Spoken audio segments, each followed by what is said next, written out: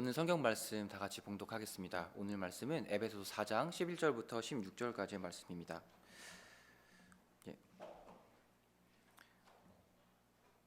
그럼 찾으시면 제가 봉독하겠습니다.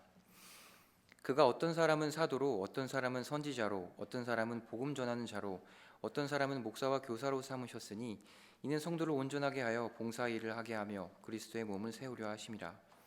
우리가 다 하나님의 아들을 믿는 것과 아는 일에 하나가 되어 온전한 사람을 이루어 그리스도의 장성한 분량이 충만한 데까지 이르리니, 이는 우리가 이제부터 어린아이가 되지 아니하며 사람의 속임수와 간사한 유혹에 빠져 온갖 교훈의 풍조에 밀려 요동하지 않게 하려 함이라. 오직 사랑 안에서 참된 것을 하여 범사에 그게까지 자랄지라. 그는 머리니 곧 그리스도라. 그에게서 온 몸이 각 마디를 통하여 도움을 받음으로 연결되고 결합되어 각 지체의 분량대로 역사하여 그 몸을 자라게 하며 사랑 안에서 스스로 세우느니라. 아멘. 반갑습니다. 오늘 말씀은 제가 교회 행이라는 제목으로 가지고 왔는데요. 먼저 제가 질문부터 먼저 하나 드리려고 합니다. 여러분 혹시 교회가 뭐라고 생각하시나요? 오늘날 교회란 단어를 건물로 인식하는 그런 문화 인식을 고려하면 교회의 정의나 정체성을 묻는 질문은 교회가 무엇이냐라는 질문보다는 교회는 누구인가요? 라고 질문하는 것이 더 효과적인 질문일 것입니다. 교회의 정의는 예수님을 믿는 사람들의 공동체입니다. 자, 그러면 그 공동체 중에 가장 끈끈한 것은 우리가 가족이라고 할 수 있습니다. 그래서 교회의 이상적인 모습도 행복한 가족 공동체라고도 할 수 있죠. 그렇다면 제가 여기서 다시 한번 질문을 드리겠습니다. 행복한 가족 사진이라면 우리는 무엇이 떠오르나요? 흔히 행복한 가족 사진이라면 앞에 보시는 것처럼 가족들이 환하게 웃는 모습을 떠올립니다. 아무런 갈등이 없고 인상이 찌푸려지지 않고 아주 행복해 보이는 상황. 이와 마찬가지로 우리가 불현듯 생각하고 있는 행복한 교회의 모습, 그 교회의 모습도 이 앞에 보이는 가족 사진처럼 갈등 하나 없이 행복한 모습이라고 우리는 생각할 수 있습니다. 하지만 혹시 이 행복한 교회나 행복한 가정을 표현하는 그 사진에 장애인이 등장할 수는 없을까요? 가난해서 허름한 옷을 입을 수밖에 없는데 그런 허름한 옷을 입은 사람이 가족 사진에 등장할 수 없을까요? 이렇게 아무런 갈등이 없는 현상, 이 현상을 저는 비유적으로 매끄러움이라고 표현하려고 합니다. 이 우주에 유일하게 단 한 존재만 사는 게 아니라면 모든 존재와 사물은 이 마찰의 작용을 합니다. 존재와 존재가 만날 때는 무조건적으로 마찰이 일어난다는 것입니다. 그런데 마찰이 일어나지 않는 것, 저는 그것을 매끄러움이라 표현한 것입니다. 존재가 서로 마주쳐도 아무런 감흥이 없고 서로가 인식하지 못하는 존재. 그런데 이렇게 서로의 존재가 아무 느낌 없이 감정이 없는 그런 존재가 있습니다. 한국에서도 요즘 들어 조금 인기 있는 존재인데요. 혹시 짐작이 가는 분 계신가요? 그것은 바로 좀비입니다. 좀비는 서로에게 감정도 없고 이성도 없고 영성도 없습니다. 서로가 서로에게 아무 의미가 없습니다. 서로가 만나도 마찰이 없기 때문입니다. 아무런 갈등도 없는 존재, 좀비. 그들이 사는 세상이 좀비 세상입니다. 그런데 저는 만약 아무런 갈등이 없는 것이 교회의 행복이라면 교회는 어쩌면 이 좀비 세상과 비슷하지 않나 생각해 봅니다. 오늘 우리가 봉독한 에베소의 말씀, 이 말씀은 사실 우리가 자주 들었던, 자주 접했던 말씀이에요. 교회는 한 몸이 되라. 그 말씀이죠. 그런데 문제는 우리가 어쩌면 이 본문을 너무나 편협하게 해석하고 있지 않았나라는 거예요. 사실 세계 교회 역사를 보면, 또한 성경의 역사를 보면 갈등 때문에, 분열 때문에 나타난 문제도 많지만 잘못된 하나로 나타난 문제도 정말 많습니다. 성경에서는 그 문제를 동일하게 다뤄요. 오히려 하나님께서는 잘못된 하나로 야기된 문제를 더 심하게 혼내십니다. 그래서 성경에서는 민족 단위의 징벌이 많이 나오는 거예요. 예를 들어 시내산 우상 사건, 가나안 정찰 사건, 이스라엘 민족의 타락 사건, 또 예수님 성육신 사건도 보세요. 예수님을 십자가에 못 박았죠. 아주 하나가 잘 됐습니다. 또 뭐 이단들을 보세요. 이단들을 보면 뭐 그들은 아주 일심동체입니다. 정말 하나가 잘 되죠. 그런데 아주 어쩌면 어느 교회의 주요한 질문, 우리가 식당에서 얘기를 할 때든지 뭐 대화를 한다든지 그럴 때 주요 내용이 갈등 없이 자연스럽게 예배가 잘 진행되었나, 혹은 교회 공동체가 갈등 없이 하나가 잘 되고 있나, 교회 성장에 아무런 갈등이 없나 라는 그런 질문이 된다면 어쩌면 그것도 잘못됨으로 하나가 되어 가고 있는지 모릅니다. 과연 성경에서 말하는 교회의 행복은 이렇게 정말 아무런 갈등이 없는 것일까요? 바울은 이에 해답을 제시하는데요. 그 답은 우리가 아주 많이 언급하고 있는 교회입니다.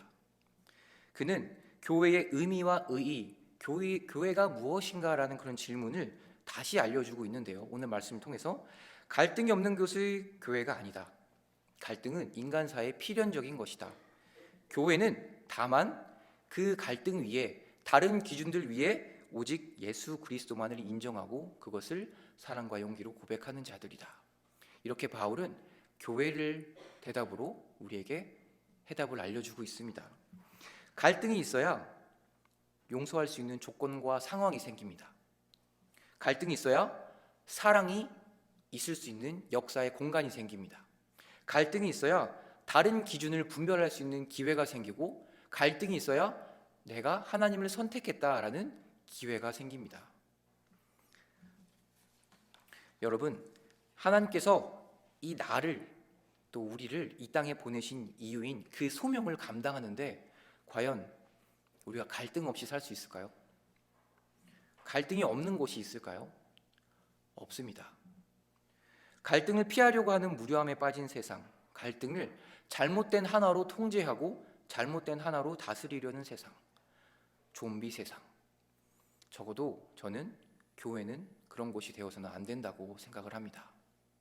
그래서 바울은 오늘 말씀을 통해서 우리에게 이렇게 권면합니다. 여기 우리에게 주시는 그리스도의 말씀이 있습니다. 그에게서 온몸이 각 마디를 통하여 도움을 받음으로 연결되고 결합되어 각 지체의 분량대로 역사하여 그 몸을 자라게 하며 사랑 안에서 스스로 세우느니라. 성삼위 하나님께서는 교회가 되려면 갈등을 인정해야 된다라고 말씀하십니다. 몸은 팔과 다리, 손가락, 발가락 등 다양한 기관으로 연결되어 있죠. 그런데 이것은 다름이라 하지 않고, 틀렸다라고 하지 않고 아름다운 조화 안에서 이루어집니다. 그 누구도 그것이 다르다고 탓하지 않아요. 세상 사람들은 이처럼 다양한 사람들로 구성되어 있습니다. 아주 다양합니다. 교회는, 저는 그곳에서 아름다운 조화를 제시하고 만들어가는 곳이라고 생각을 합니다. 무엇을 기준으로? 바로 예수님으로. 그냥 무조건적인 일치가 아니라 예수님이 중심이 된 그 기준으로 아름다운 조화를 이뤄내는 것. 찬양도 하고 기도하시는 분도 있고, 앞에 저처럼 설교하시는 분도 있고, 함께 예배를 드려주시는 분도 있고, 이런 조화를 이뤄내는 것 말입니다.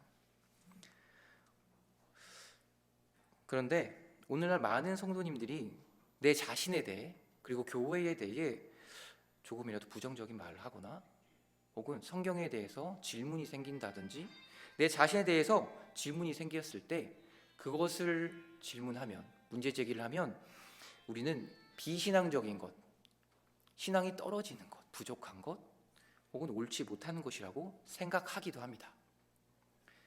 하지만 그러다 보면 교회는 더욱더 경직되고, 잘못된 우상들을, 안일해져서 우리가 파악하지 못하는, 분별하지 못하는 우상들을 찾을 수가 없어요. 그렇게 되면 배움이 더딥니다. 잘못된 율법과 문화들이 진짜 필요한 갈등을 통제하고 있는 상황이라고도 할 수 있습니다. 교회는 자신을 깨뜨리며 새로운 이해와 새로운 사랑을 만들어야 하는데, 그러기 위해서는 갈등은 꼭 있어야 합니다. 예를 들어 볼까요? 자, 다른 사람이 존재한다는 것, 아까 제가 마찰 이야기를 했는데요.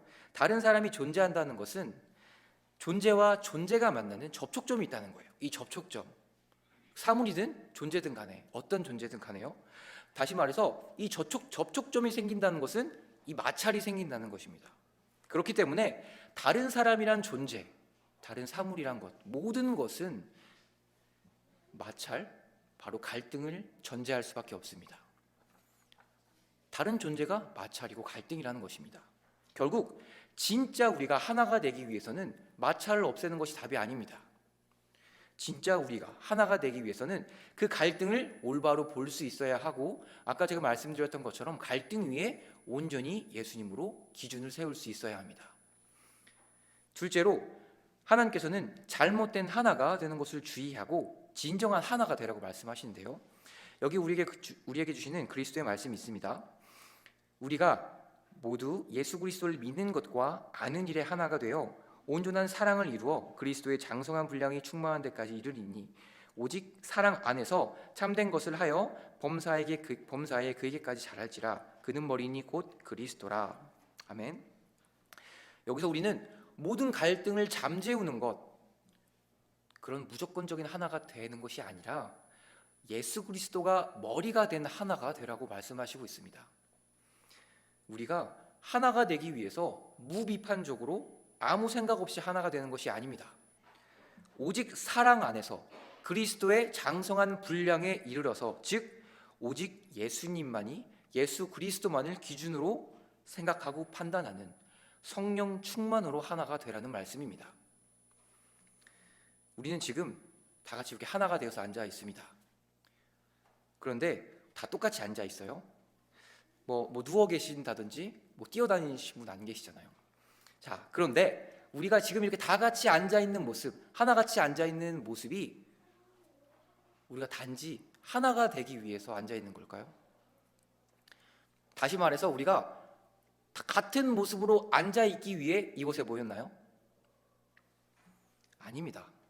우리는 예배의 의미로 앉아 있는 것이고, 그 예배의 모습 중에 하나가 지금 이렇게 하나처럼 보이는 것뿐이에요. 그런데 우리가 그 중심과 그 목적과 모양을 구분하지 못한다면, 단순히 이렇게 하나 된 것만이 목적이 된다면 본질을 잃어버릴 수 있는 것이죠. 바리새인과 서기관들을 생각해 보세요. 그들의 예배는 아주 화려했고 완벽했습니다.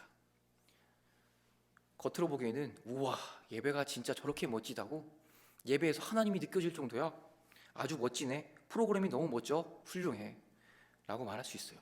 하지만 그 바리새인과 서기관들의 예배 안에 정작 하나님이 있었을까요? 없었어요. 그 예배는 본질을 잃어버렸기 때문입니다. 단순히 하나 되는 것, 그 잘못된 하나가 되어서 그래요.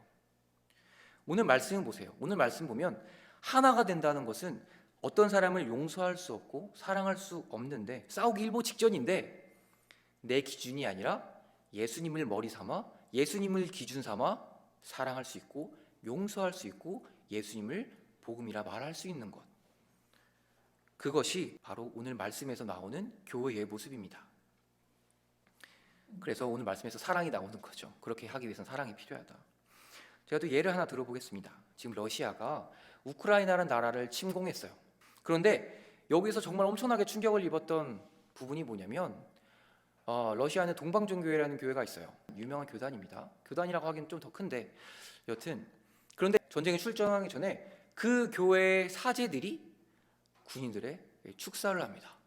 아주 완벽히 하나가 됐죠. 더 나아가서 대통령이 교회에 와서 같이 예배를 드립니다.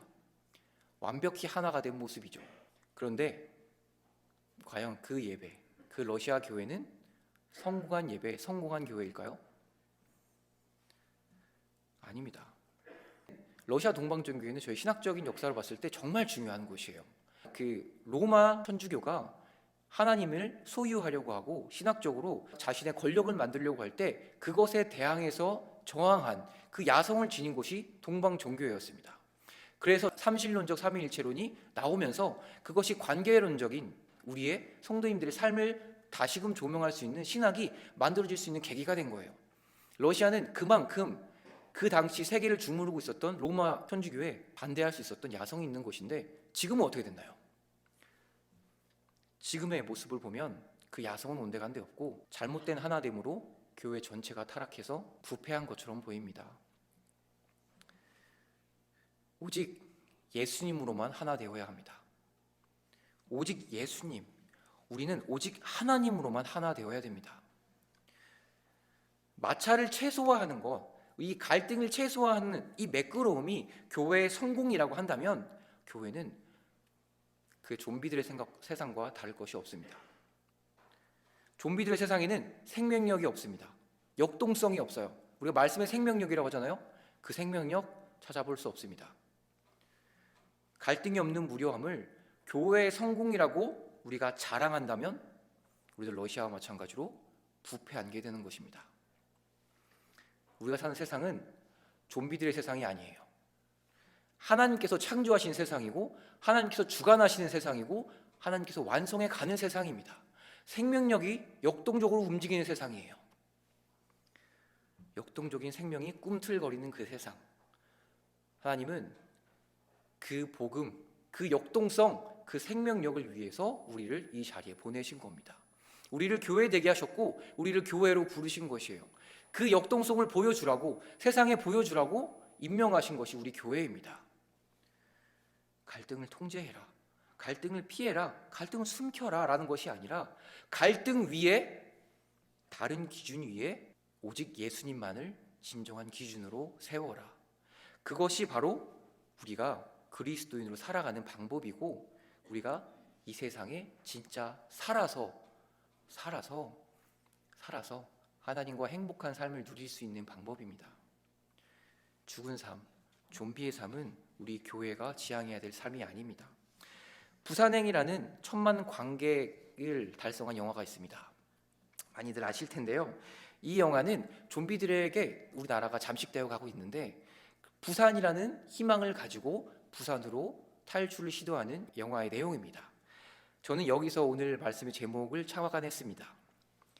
우리는 부산행이 아니라 교회행이 됐으면 좋겠어요. 세상의 희망은 교회가 되었으면 좋겠습니다. 우리 답심리의 희망은 우리 신답교회가 되었으면 좋겠습니다. 여러분 각자의 자리에서 용기 있게 교회 되기를 도전하셔야 되고 갈등을 피하지 말고 여러분의 소명지에 하나님께서 부르신 그 이유답게 갈등 위에 예수님을 복음이라 당당하게 선포할 수 있어야 합니다. 이제 말씀 마칠 텐데요. 갈등이 싫다고요?